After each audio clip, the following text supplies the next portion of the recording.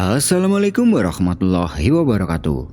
Jumpa lagi di Good Night YouTube channel. Apa kabar nih teman-teman? Semoga kalian yang menonton video ini selalu diberi kesehatan dan dilancarkan rezekinya. Sebelum mulai cerita, aku mau sedikit tanya nih ke kalian. Gimana kalau seandainya kalian sedang mendaki gunung dan tanpa kalian sadari, jalur yang kalian lewati itu ternyata jalur gaib, alias bukan jalur pendakian yang sebenarnya. Kira-kira kalian akan terus lanjut naik, apa balik turun aja? Seperti kisah yang akan aku ceritakan kali ini. Ini adalah sebuah kisah kiriman dari Aldo. Di sini, dia bercerita pengalamannya ketika mendaki ke Gunung Lawu bersama 3 orang temannya. Yang ternyata, selama pendakian itu tanpa disadari mereka ini sudah melintasi jalur gaib. Untuk cerita lebih lengkapnya silahkan simak video ini sampai selesai.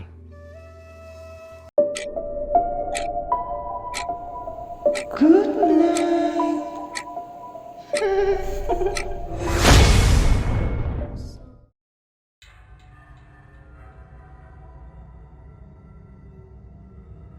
Berawal dari sebuah rencana untuk mendaki gunung.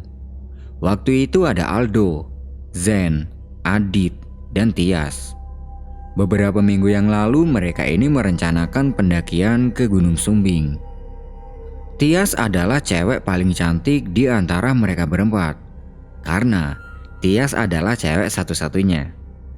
Gak tahu kenapa, Tias ini selalu ingin ikut setiap kali Aldo dan teman-temannya ada rencana pendakian. Setelah rencana sudah dirasa matang, mereka pun mempersiapkan fisik dan peralatan pendakiannya masing-masing. Hari Kamis pukul 9 pagi, mereka semua berkumpul di rumahnya Aldo yang terletak di daerah Ngawi, Jawa Timur. Setelah semuanya sudah berkumpul, mereka membagi peralatan agar sama-sama rata, kecuali Tias. Mereka tidak memberi Tias beban terlalu berat, karena kasihan mengingat dia ini adalah cewek. Setelah semua sudah terbagi, mereka berpamitan dengan orang tua Aldo yang kebetulan waktu itu belum berangkat ke pasar untuk berjualan. Tanpa banyak tanya, orang tua Aldo memberi mereka izin dan berpesan agar mereka hati-hati dan jangan sampai lupa dengan sholat. Setelah mencium tangan kedua orang tua Aldo, mereka lekas berangkat siang itu juga, karena kalau kesorean takutnya nanti keburu hujan. Mereka berangkat sekitar pukul 11 siang dengan mengendarai motor. Aldo berboncengan dengan Tias dan Zen berboncengan dengan Adit. Di perjalanan, kekhawatiran mereka yang tadi benar-benar terjadi. Sesampainya mereka di daerah Sragen, Jawa Tengah, mereka berteduh di emperan toko karena diguyur hujan yang sangat lebat. Sambil menunggu hujan reda, mereka membuka logistik yang ada di dalam tas untuk dimakan. Tapi sampai kurang lebih 2 jam, hujannya ini tidak juga reda. Kalau dilihat dari langitnya, kayaknya ini bakal lama hujannya. Kita terjang aja pakai jas hujan gimana? Usul Zen. Boleh, daripada kesorean ntar, jawab Aldo. Mereka semua setuju, tapi tidak dengan Tias. Karena waktu itu Tias tidak membawa jas hujan. Akhirnya mau tidak mau mereka harus menunggu hingga hujannya reda. Hampir 1 jam menunggu, hujan tidak juga reda. Hingga akhirnya mereka berunding tentang kelanjutan perjalanan ini. Gimana nih? Udah hampir 3 jam hujan masih belum juga reda. Kalau lanjut jalan, ntar sampai sana mau jam berapa? Iya nih, bisa-bisa malam kita nyampe sana. Masa ya nggak jadi? Sayang banget dok kalau nggak jadi. Udah terlanjur sampai sini, peralatan juga udah terlanjur sewa 3 hari. Masa ya nggak jadi sih? Ada sedikit rasa kesal Aldo pada Tias karena dia tidak membawa jas hujan sehingga perjalanan jadi tertunda. Tapi melihat Tias yang waktu itu hanya diam, Aldo merasa kasihan. Bagaimanapun juga dia adalah cewek, tidak mungkin Aldo marah pada Tias. Akhirnya, Aldo memaklumi keadaan ini. Mengingat kalau lanjut ke Sumbing ini tidak memungkinkan, dia memberi usul. Gini aja, kalau sampai jam 3 hujannya nggak reda, kita cancel aja ke Sumbing dan kita belok ke Lawu. Daripada nggak jadi nanjak, urusan ke Sumbing bisa lain waktu. Zen dan Adit sepemikiran dengan Aldo. Di sisi lain, kondisi mereka waktu itu juga sudah cukup payah. Lalu Aldo tanya ke Tias. Tias, gimana kalau kita belok ke Lawu? Aku sih terserah, tapi apa nggak bosen ke Lawu? Kan bulan kemarin kita udah ke sana. Memang, bulan kemarin mereka berempat habis dari Gunung Lawu via Cemoro Kandang. Nah, berhubung mereka ini sudah cukup sering ke sana, Aldo memberi usul lagi. Kalau jadi ke Gunung Lawu, mendakinya nanti akan via Candi Ceto. Karena kalau via Ceto mereka belum pada pernah. Akhirnya mereka semua setuju. Kalau memang sampai jam 3 hujannya tidak reda, mereka akan belok ke Gunung Lawu via Candi Ceto. Waktu menunjukkan pukul 3:30 sore dan hujan baru reda. Mereka pun segera berkendara untuk melaksanakan niatnya ke Gunung Lawu via Candi Ceto. Setelah menempuh sekitar 1 jam perjalanan, sampailah mereka di tempat tujuan. Terlihat di sini hujannya tidak selebat tadi karena terlihat dari jalannya yang tidak banyak genangan air. Sesampai di sana mereka langsung meminta izin pendakian dan petugas memberi izin untuk mendaki hari ini juga. Mereka sempat melihat peta pendakian yang ada di pos dan memfotonya untuk digunakan sebagai petunjuk jalan. Sebelum memulai perjalanan, Aldo menyempatkan diri untuk sholat asyar dulu. Baru setelah itu perjalanan dimulai sekitar pukul 5 sore. Di awal-awal perjalanan masih belum ada yang aneh, hingga sampai di pos 1 sekitar pukul 6 sore. Di pos 1, Aldo mengajak yang lain untuk berhenti dulu karena dia akan melaksanakan sholat maghrib. Aldo sedikit melipir ke dekat pohon untuk sholat. Sementara Aldo sholat, yang lain istirahat di bangunan pos. Setelah selesai sholat, Aldo kembali ke teman-temannya dan di situ mereka berunding akan bermalam di mana. Mengingat hari juga sudah petang, Aldo menyarankan untuk camp di pos 3 saja dan lanjut jalan lagi besok. Setelah dirasa cukup istirahat, perjalanan kembali dilanjutkan. Aldo yang tadinya berjalan di depan sekarang pindah ke paling belakang dan meminta Adit untuk berjalan di depan. Di sepanjang perjalanan menuju ke pos 2 mereka tidak menjumpai satu pendaki pun yang naik ataupun yang turun. Jadi kondisi jalurnya itu sangat sepi. Sebelum sampai di pos 2, tiba-tiba kabut tipis turun, disusul rintik-rintik hujan. Melihat itu mereka sedikit mempercepat jalannya agar segera sampai di pos 2. Dan syukurlah, sesampai di pos 2 rintik hujan pun berhenti dan langit terlihat sedikit cerah. Karena takut akan turun hujan lagi, mereka berunding dan sepakat untuk camp di pos 2 saja. 2 tenda berkapasitas 4 orang dan 2 orang mereka dirikan di dekat bangunan pos. Setelah itu mereka membawa peralatan masaknya ke bangunan pos untuk masak makanan. Setelah masakan sudah matang, mereka makan-makan dan lanjut nyantai sambil ngopi-ngopi. Nah, ketika sedang asik ngopi sambil ngobrol-ngobrol itu, sayup-sayup Aldo mendengar seperti ada suara orang yang sedang berjalan tepat di belakang bangunan pos yang mereka tempati. Mendengar itu Aldo langsung berdiri sambil berucap, kayak ada orang di belakang." Dia tengok ke belakang pos, tapi di sana tidak ada siapa-siapa dan gelap. Kemudian Zen bertanya, "Ada siapa, Dok?" "Tahu, gelap gak ada siapa-siapa," jawab Aldo. Aldo kembali ke tempat duduknya dan lanjut ngobrol dengan yang lain. Selama berada di pos 2 itu mereka tidak bertemu dengan satu pendaki pun yang naik ataupun yang turun. Jadi suasananya sangat sepi, Hanya ada mereka berempat. Tapi untungnya malam itu tidak turun hujan dan udara juga tidak begitu dingin. Karena malam semakin larut, mereka memutuskan untuk masuk ke dalam tenda dan tidur. Mereka yang cowok tidur di tenda yang berkapasitas 2 orang, sedangkan Tias tidur sendiri di tenda yang berkapasitas 2 orang. Baru saja memasang sleeping bag, Aldo ingat kalau dia belum sholat isya. Mengingat itu, dia keluar dari tenda untuk menunaikan sholat isya.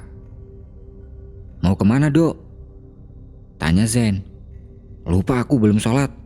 Ayo, gak mau ikut sholat sekalian?" ajak Aldo. "Gak ah, udah terlanjur PW nih," jawab Zen. Karena memang tidak mau, Aldo menunaikan sholat isya sendiri. Sesampainya di luar tenda, dia mengambil tayamum dan menggelar matras di sebelah kanan tenda. Kemudian dia sholat.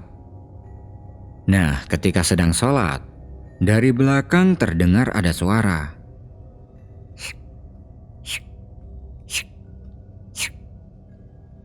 Terdengar seperti ada beberapa langkah kaki orang yang sedang berjalan. Mendengar itu, konsentrasi Aldo buyar. Dia berpikir, mungkin di belakang Zen dan Adit sedang keluar tenda. Dia kembali memfokuskan pikirannya untuk sholat. Setelah selesai sholat, dia langsung nengok ke belakang. Dan ternyata di belakangnya ini tidak ada satu orang pun. Di sini Aldo sedikit merinding. Dia cepat-cepat menggulung matrasnya dan kembali ke dalam tenda. Sesampai di dalam tenda, terlihat kedua temannya ini sudah tidur. Lah, ini anak-anak udah tidur. Terus yang di belakangku tadi siapa? Pikir Aldo. Aldo berpikir positif saja. Mungkin tadi salah satu di antara mereka ini memang ada yang keluar tenda untuk kencing. Atau mungkin Tias. Pintu tenda dia tutup rapat-rapat agar udara tidak masuk ke dalam tenda. Kemudian dia merebahkan badannya di sebelah Zen. Tapi malam itu Aldo tidak bisa tidur karena mungkin tadi dia terlalu banyak minum kopi. Dia coba miring ke kanan, miring ke kiri untuk mencari posisi nyaman, tapi tetap saja dia tidak bisa tidur. Ketika sedang berusaha untuk tidur, tiba-tiba terdengar lagi.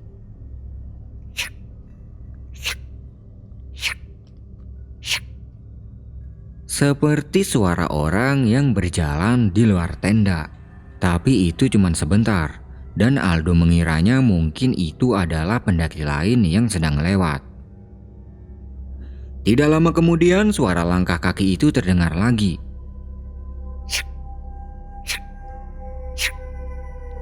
Dan itu terulang kurang lebih 8 kali. Tiba-tiba terdengar, tiba-tiba hilang. Lama-kelamaan, Aldo penasaran dengan siapa yang berjalan itu. Karena kalau pendaki lain sepertinya itu tidak mungkin. Mengingat sekarang sudah menunjukkan pukul 11 malam. Dan kalaupun pendaki lain, pastilah terdengar ada suaranya. Apa mungkin itu Tias ya yang berada di luar tenda? Pikir Aldo. Tias memang sudah biasa seperti itu kalau mendaki bareng. Dia tidak bergantung pada teman-temannya kalau sekiranya dia bisa melakukan sendiri. Karena memang Aldo ini tidak bisa tidur, dia berinisiatif untuk keluar tenda untuk menghisap sebatang rokok, sekalian melihat siapa yang dari tadi terdengar suara langkah kakinya. Sesampainya di luar tenda, keadaannya sangat sepi, tidak ada satu orang pun yang dia lihat. Lalu, dia berjalan mendekati tendanya Tias dan memanggilnya. "Tias, udah tidur belum?" Tapi tidak ada jawaban dari Tias karena mungkin dia sedang tidur. Akhirnya daripada bingung memikirkan itu, Aldo mengeluarkan sebatang rokok untuk dihisap sambil duduk di teras tenda. Nah, ketika sedang menghisap rokok itu, dari belakang tenda terdengar lagi ada suara. Syuk, syuk, syuk, syuk. Mendengar itu Aldo merinding hebat dan merasa sedikit takut.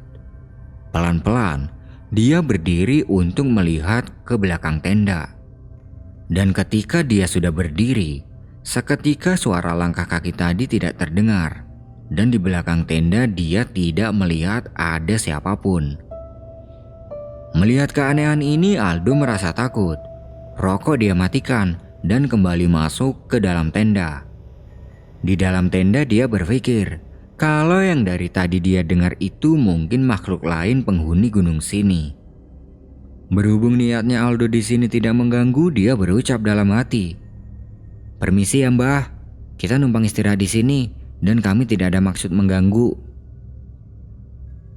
Setelah berucap itu dalam hati, suara langkah kaki itu sudah tidak terdengar lagi dan Aldo berusaha memejamkan mata hingga akhirnya dia bisa tidur. Keesokan harinya mereka semua bangun dan langsung membuat sarapan. Sambil masak-masak itu, Aldo teringat tentang kejadian aneh semalam. Dia tanya ke Tias, "Tias, semalam kamu keluar tenda nggak?" "Semalam? Enggak tuh. Habis ngopi aku langsung tidur, soalnya ngantuk banget." "Emang kenapa?" "Gak apa-apa. Semalam kayak ada orang yang jalan di dekat tenda kita, tapi pas aku tengok keluar gak ada siapa-siapa." "Oh, pendaki lain yang lewat mungkin." Karena tidak ingin membuat mereka panik, Aldo berpura-pura kalau yang dikatakan Tias itu benar. Padahal semalam ini dia sudah beranggapan seperti itu, tapi kenyataannya bukan pendaki lain.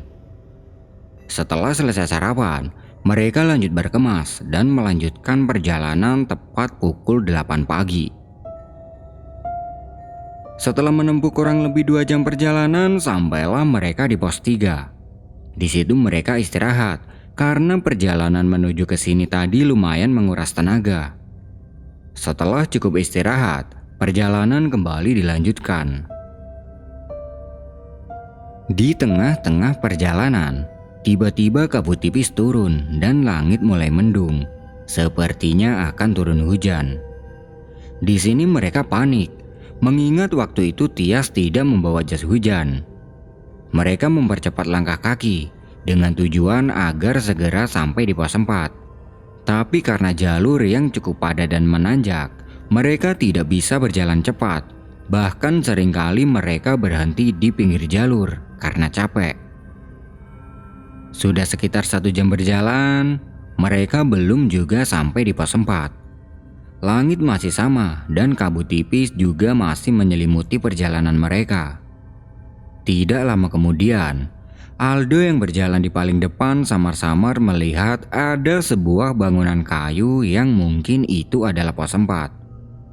Melihat itu Aldo bilang ke yang lain, itu di depan kayaknya udah pos 4. Mereka yang lain juga beranggapan seperti itu. Lalu mereka berjalan menuju ke bangunan kayu tersebut. Sesampainya di sana, ternyata benar, itu adalah bangunan kayu. Tapi itu bukan pos 4, melainkan sebuah warung. Melihat warung itu, Aldo bilang ke yang lain, "Wah, ternyata jalur Ceto juga ada warungnya ya. Boleh juga nih mampir kalau nanti turun."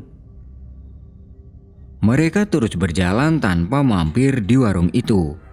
Setelah beberapa meter berjalan, terlihat lagi ada sebuah warung yang sama persis seperti warung yang mereka lihat sebelumnya. Tias yang waktu itu berjalan di belakang Aldo bilang, warungnya kok sama ya kayak warung tadi? Yang bangun 1 orang mungkin, jadi bisa sama gitu," jawab Aldo. Mereka terus berjalan melewati warung itu dan berniat mampir nanti kalau udah turun. Cukup jauh berjalan, mereka belum juga sampai di pos 4. Aldo yang berjalan di depan merasa ada yang janggal. Karena menurut peta yang dilihat kemarin di pos, jarak dari pos 3 menuju ke pos 4 tidak sejauh ini. Dia mengajak yang lain untuk berhenti dulu. "Perasaan jarak pos 3 ke pos 4 gak sejauh ini kemarin di peta," ucap Aldo. Tias mengambil HP untuk melihat peta yang kemarin difoto. "Iya nih, di sini tertulis sekitar 1,5 jam dari pos 3. Lah, emang kita udah jalan berapa jam sih?" Lama banget, Dok. Ada kali 2 jam lebih.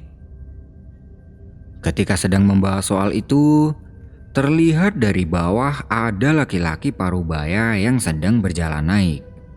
Dia membawa sabit dan membawa sarung yang dilingkarkan di tubuhnya. Setelah dekat, Zen pun bertanya pada orang itu, "Pak, ini jalurnya nggak salah kan ya?" Tidak, jalan aja terus, nanti juga sampai. "Ya udah Pak, terima kasih ya." Orang itu tidak menjawab dan terus berjalan mendahului mereka. Zen terlihat sedikit kesal karena tanggapan orang itu kurang enak didengar. "Orang itu gitu amat ya kalau ditanya," ucapnya dengan pelan. "Dia lagi buru-buru mungkin, Zen. Ya udahlah, yang penting jalan kita ini benar dan gak nyasar," jawab Aldo. Mereka kembali melanjutkan perjalanan jauh di belakang orang tadi. Aldo meminta Zen untuk berjalan di depan, sedangkan dia pindah ke paling belakang. Mereka berniat membuntuti orang tadi, tapi orang itu jalannya sangat cepat hingga mereka kehilangan jejak. Langit mendung dan kabut tipis masih menyelimuti perjalanan mereka. Aldo yang kali ini berjalan di paling belakang sayup-sayup mendengar ada suara keramaian di sebelah kiri dan kanannya, seperti suara orang yang sedang beraktivitas. Mendengar itu dia celingukan mencari sumber suara tersebut. Tapi di kiri kanannya itu tidak ada tanda-tanda orang sama sekali. "Ini suara siapa ya? Ada suaranya kok tapi gak ada orangnya," pikir Aldo. Aldo tidak mengatakan tentang apa yang didengarnya itu pada yang lain. Dan semakin jauh berjalan, suara keramaian itu perlahan hilang. Sudah 1 jam lebih berjalan, mereka tidak juga melihat keberadaan pos 4. Di sisi lain, jalur yang mereka lewati ini sangat sepi. Tidak terlihat satu pendaki pun yang naik ataupun yang turun. Karena capek, mereka memutuskan untuk berhenti lagi. "Dok, kok nggak nyampe-nyampe ya di pos 4?" tanya Zen. "Aku juga nggak tahu, Zen. Jalan aja ikuti jalur yang ada," jawab Aldo. Lalu tiba-tiba Tias nyeletuk, "Aku kok ngerasa ada yang aneh ya sama perjalanan kita." "Aneh kenapa? Kalian bayangin aja, kita udah jalan hampir 4 jam loh, tapi belum juga sampai di pos 4. Terlihat waktu sudah menunjukkan jam 2 siang. Karena memang tidak ada yang tahu, Aldo mengajak mereka untuk istirahat dulu. Sekalian dia ingin menunaikan sholat zuhur. Tas carrier mereka letakkan di atas tanah. Kemudian Aldo mencari tempat untuk menunaikan sholat. Ketika sedang sholat, tepatnya rakaat ketiga, fokusnya Aldo ini buyar karena tiba-tiba ada yang menepuk pundaknya dari belakang. Aldo beranggapan mungkin yang menepuk pundaknya itu adalah teman-temannya yang ikut sholat menjadi makmum. Karena setahu Aldo, kalau kita sedang sholat terus ada yang menepuk pundak itu tandanya ada seseorang yang ikut sholat. Dan kita sebagai imam wajib membesarkan suara. Setelah selesai sholat, dia berdoa semoga diberi kelancaran dalam melakukan pendakian ini. Setelah selesai berdoa, dia langsung melihat ke belakang dengan niat untuk bersalaman dengan orang yang ikut sholat tadi. Tapi di belakangnya Aldo tidak ada siapapun. Melihat itu Aldo kaget. Dia berpikir, "Loh, yang tadi ikut sholat siapa?"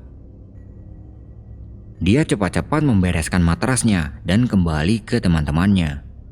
Sesampai di teman-temannya, dia bertanya, "Kalian tadi ada yang ikut sholat nggak?" "Enggak, capek aku Dok, udah terlanjur PW juga di sini," jawab Zen sambil nyengir. Aldo merasa ada yang janggal. Dia mengajak yang lain untuk segera melanjutkan perjalanan. Di perjalanan, Tias yang waktu itu berjalan di depannya Aldo tiba-tiba berbisik, "Dok, aku tadi ngelihat ada yang ikut kamu sholat." "Serius? Siapa? Gak tahu, dia pakaian serba putih. Udah simpen aja, jangan bilang ke yang lain. Mendengar ucapan dari Tias barusan, Aldo merasa panik. Dia tidak tahu lagi apa yang sedang terjadi pada mereka. Sambil berjalan, Aldo membaca tasbih terus-menerus, berharap semoga tidak terjadi hal yang tidak diinginkan. Tidak lama berjalan, di depan terlihat ada beberapa orang yang sedang mondar-mandir dan beberapa tenda yang berdiri. Zen yang waktu itu berjalan di paling depan bilang, itu dia pos 4, kita udah nyampe. Mereka pun segera berjalan menuju ke sana, dan ternyata benar. Di situ terdapat beberapa rombongan pendaki lain yang sedang camp. Tapi ini bukan pos 4, melainkan pos 5. Melihat kalau ternyata ini adalah pos 5, mereka benar-benar kaget. Karena mereka tidak merasa melewati pos 4. Tahu-tahu sudah sampai di pos 5. Merasakan hal itu, mereka semua saling memandang heran. Udah, yang penting sekarang kita udah bisa camp. Ayo diriin tenda, aku udah lapar. Ucap Aldo menetralkan situasi. 2 tenda mereka dirikan berjajar di dekat tenda pendaki lain. Setelah itu mereka lanjut masak di depan tenda. Sambil masak itu, Aldo bertanya pada rombongan yang ada di sebelah tenda mereka. Udah lama nyampe di sini, Mas? Mereka menjawab baru, ya sekitar setengah jam yang lalu. Mendengar itu, Aldo dan yang lain semakin heran. Kalau mereka ini baru datang setengah jam yang lalu, harusnya mereka bertemu dengan Aldo di perjalanan. Sedangkan selama perjalanan itu Aldo tidak merasa bertemu dengan satu pendaki lain pun. Tapi ya sudahlah, yang penting sekarang tidak terjadi apa-apa terhadap mereka. Dan di sini mereka beranggapan kalau jalur yang mereka lewati tadi mungkin bukan jalur pendakian, melainkan jalur gaib. Sore itu mereka makan dengan lahap, karena jujur saja mereka ini sudah sangat kelaparan setelah menempuh perjalanan yang tidak masuk akal tadi. Setelah selesai makan, tidak lupa Aldo melaksanakan kewajibannya untuk sholat Asyar. Setelah itu mereka lanjut ngobrol-ngobrol sambil sedikit membahas tentang kejanggalan selama perjalanan tadi. Singkat cerita, waktu sudah menunjukkan pukul 9 malam. Mengingat besok mereka masih ada perjalanan summit ke puncak, malam itu mereka memutuskan untuk segera tidur. Sebelum tidur, Aldo sempat mengajak teman-temannya untuk menunaikan sholat Isya. Tapi ya gitu, jawaban mereka tetap saja sama, yaitu lagi PW. Karena memang tidak mau, Aldo pun tidak bisa memaksa. Dia menggelar matrasnya di samping tenda dan menunaikan sholat. Ketika sedang sholat, kejadian yang sama terulang lagi. Tiba-tiba ada yang menepuk pundaknya Aldo dari belakang. Merasakan itu, Aldo teringat dengan perkataan Tias tadi. Kalau mungkin yang menepuk pundaknya itu adalah orang berjubah putih. Dia membesarkan bacaan doa, dan setelah selesai sholat, ternyata benar. Di belakangnya ini tidak ada siapapun yang ikut sholat. Karena takut, Aldo segera masuk ke dalam tenda. Dan terlihat teman-temannya ini belum pada tidur. Mereka masih asyik main HP. Singkat cerita, sekitar pukul 4 pagi mereka semua bangun dan bersiap-siap melakukan perjalanan summit ke puncak. Sebelum berjalan summit, tidak lupa Aldo menunaikan sholat subuh. Dan ketika sedang sholat, Aldo ini sangat was-was kalau nanti ada yang menepuk pundaknya lagi. Tapi kali ini tidak. Setelah selesai sholat, perjalanan summit pun dimulai sekitar pukul 5 pagi bersama rombongan yang camp di sebelah tenda mereka. Perjalanan summit berjalan dengan lancar tanpa ada kendala apapun hingga sampai di puncak sekitar pukul 7 pagi. Sesampai di puncak, mereka tidak begitu senang karena ini bukan pertama kalinya mereka berdiri di puncak Hargodumilah. Di puncak itu mereka santai-santai sambil menikmati pemandangan yang ada. Dan ketika sedang santai itu, Tias yang waktu itu duduk bersebelahan dengan Aldo bilang kalau semalam dia ini sempat keluar tenda untuk buang air.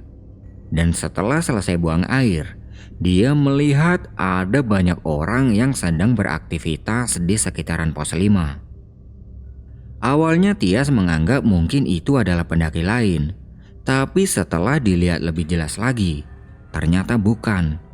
Orang-orang itu seperti orang-orang zaman dulu karena terlihat dari pakaiannya. Tanpa memperdulikan itu, Tias segera kembali ke dalam tenda dan melanjutkan tidurnya. Setelah dirasa puas di puncak, mereka pun kembali turun ke tempat camp dan meninggalkan rombongan yang tadi bareng. Sesampainya di camp, mereka lanjut berkemas untuk kembali turun. Mereka sengaja tidak masak makanan karena berniat makan di warung yang mereka lihat ketika perjalanan naik kemarin. Di perjalanan itu, Aldo mengamati jalur yang dia lewati. Dan ternyata, jalurnya itu sangat berbeda dengan jalur yang dilewati kemarin. Singkat cerita, sampailah mereka di pos 4 yang baru kali ini mereka lihat. Di pos 4 itu, mereka tidak berhenti lama, hanya sekedar melemaskan otot kaki. Setelah itu lanjut berjalan lagi. Di perjalanan menuju ke pos 3, mereka mencari warung yang kemarin. Tapi, di sepanjang perjalanan mereka tidak menjumpai warung tersebut. Bahkan sampai mereka sampai di pos 3 pun warung itu tidak mereka jumpai. Dan dari pos 5 menuju ke pos 3 ini hanya mereka tempuh kurang lebih 1 jam perjalanan.